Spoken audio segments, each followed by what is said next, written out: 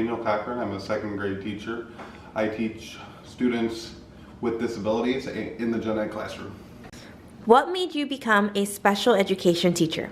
I wanted to help kids. I always wanted to help people. I first started off wanting to be a fireman, like family members, and that didn't work out. So actually, my uncle, who is a fireman, said, you know, you're really good with kids, and kids have a special bond with you. And I went with that, and I love it now. I'm very glad that I'm in this profession of teaching, and like I said, I just wanted to give kids a chance. 2 months premature. I weighed less than 2 pounds. I was about the size of my dad's hand. My dad's wedding band could go over my arm. I had birth complications, which led to a diagnosis of cerebral palsy. I have a mild case of cerebral palsy. Nothing cognitive, just physical in my legs. And I went to therapy 6 days a week for probably the first 12 to 13 years of my life. I've had multiple surgeries. What advice do you have for aspiring teachers? What advice do I have for aspiring teachers? It is the best job in the world. I love my job. I love seeing that light bulb go off in my students' heads. I love making those relationships with the kids more than even teaching them, because so many kids now don't have someone in their life, an adult role model, especially male, to be there for them at especially a young age in second grade, 7, 8-year-old. And the relationships that I can form with some of those kids, you can't put a price tag on it. And it is a very challenging career. It is a lifestyle, I try to tell people. It's not a job where you work, 9 to 5 and come home and it's over with. Especially at the beginning of my teaching career, I've been teaching this is year 6 now. The beginning of my teaching career, I couldn't sleep at night. I would worry about them. I would worry how they were at home, challenges that they were having, and it is definitely a lifestyle that it never shuts off in your brain. It never shuts off in your mind. You're always thinking about them, and a lot of teachers do say this, but they do eventually become your kids. You're with them, 6, 7 hours a day, 5 days a week for 180 days, and they do take a place in your heart every single class of mine, and that's why I do the job I do. Not for summer breaks, not for only working 9 months out of the year, which also is not true, but that's a whole different situation. Have you ever encountered any form of disability discrimination in a work setting, establishment, or even society? I don't want to say that I've had disability discrimination in the workforce and in school. I always had to outwork everybody. A lot of people doubted me. That's probably a better word. A lot of people thought that I could never accomplish some of the things that I could accomplish. I wasn't supposed to walk. I wasn't supposed to do a lot of things. And thank goodness for my parents and my support system. They always put in my mind that I could do whatever I put my mind to. My family and my friends are all very hardworking people, and that kind of kept me. That was the goal. That was expected of me, to outwork everybody, to work hard, and that's what I always had to do.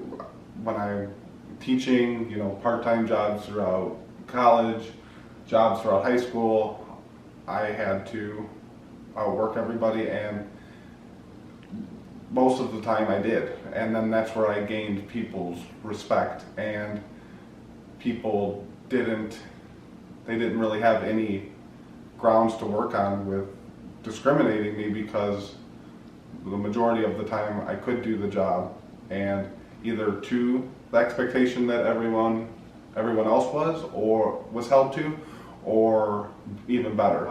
The main reason where I am today is because honestly, I wanted to show everybody and prove to everybody that even if I had these setbacks, that I was going to do well in life. I was going to persevere and continue to grow.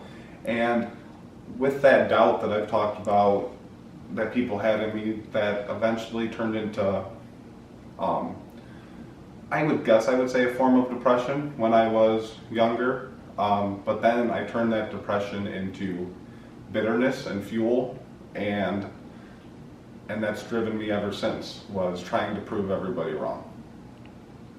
So my mild form of depression, I would say, it was mainly in my high school years, mainly freshman, sophomore year, and it wasn't anything that my classmates or my high school setting did or was a factor to.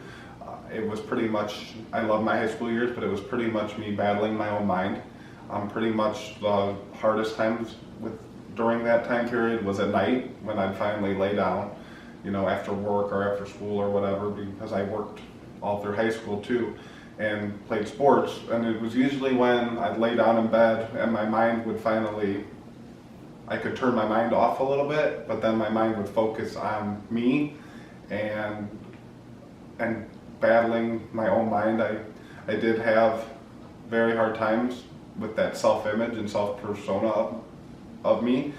And eventually, after about, I'd say, a year of me battling my own thoughts, no one knew, no one had any clue that I know of that I was struggling with that.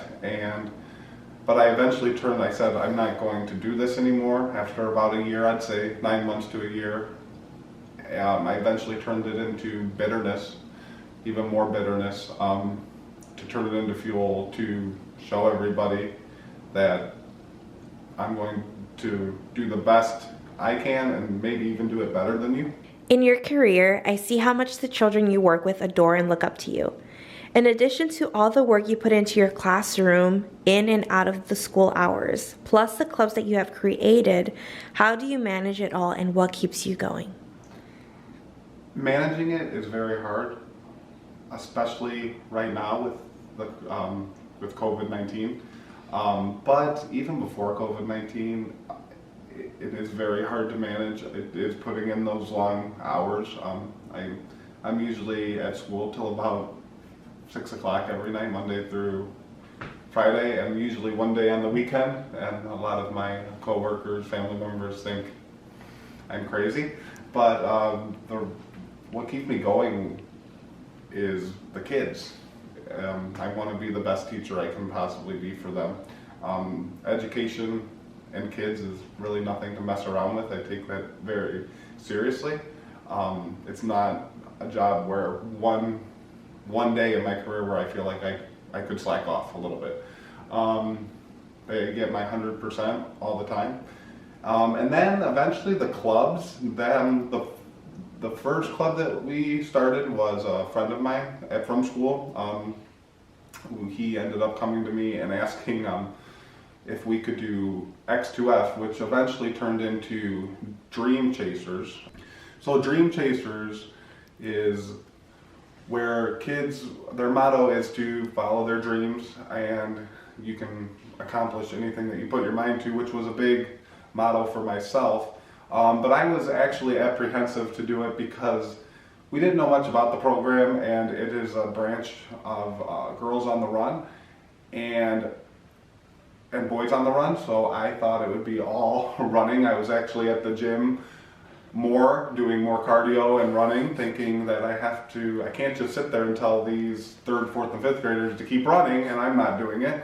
So I was actually at the gym training quite a bit, and come to find out when we started to run the program, it is, the best way I can explain it is, life is a huge obstacle course, and that is what we did. Every session, 2 days a week, we did part of the obstacle course, and they trained on each part of the obstacle course. The kids didn't know it, we knew it.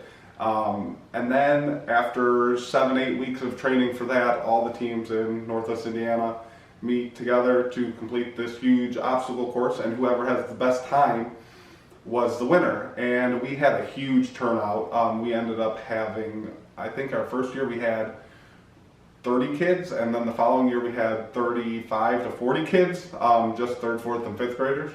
And that's turned into a big success at our school, and we want to continue to keep doing it.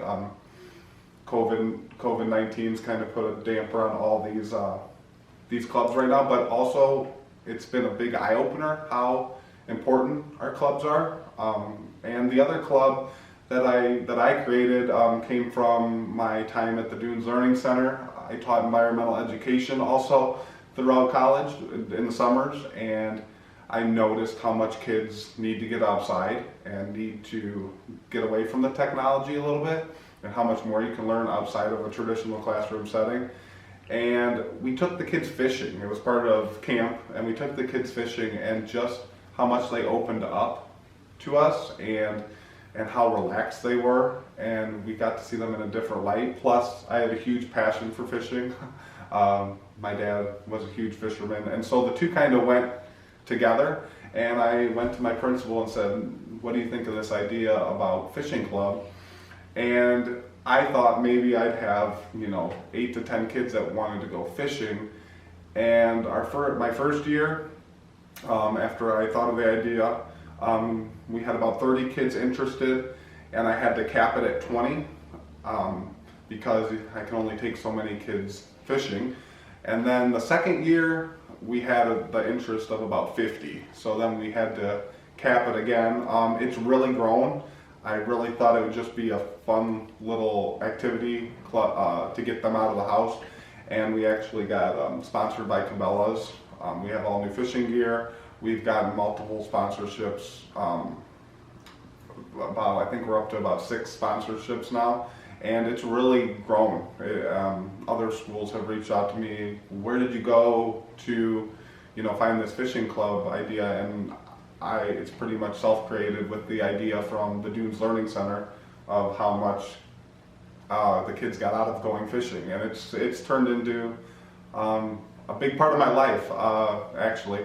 And again, we're going to try to hopefully do these clubs, Dream Chasers and X2F, in the spring. That's our goal. It got fishing club I would usually do right now. The kids would be fishing right now.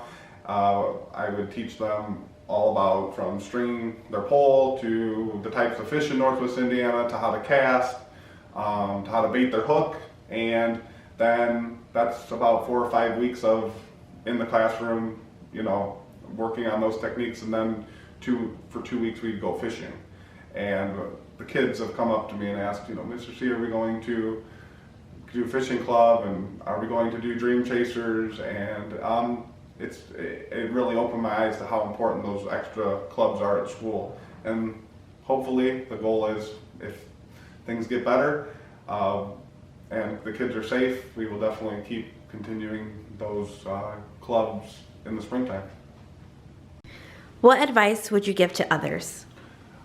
I would tell others to never give up, never say you can't do something.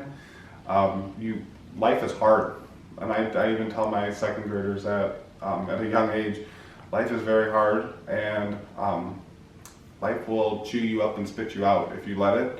You have to continue to work hard, and like I said, never give up. Things are going to be difficult, things are going to be hard, and it's okay to feel sorry for yourself for maybe a day or two, but then you can't let that control your life. You have to continue to push forward and persevere and be the person that you want to be, and then try to even make that person a little bit better. I never am content. I'm never content with my life. I always want to be better. I always want to make myself better, have more goals, and that's my motto, is to continue to push on, push forward,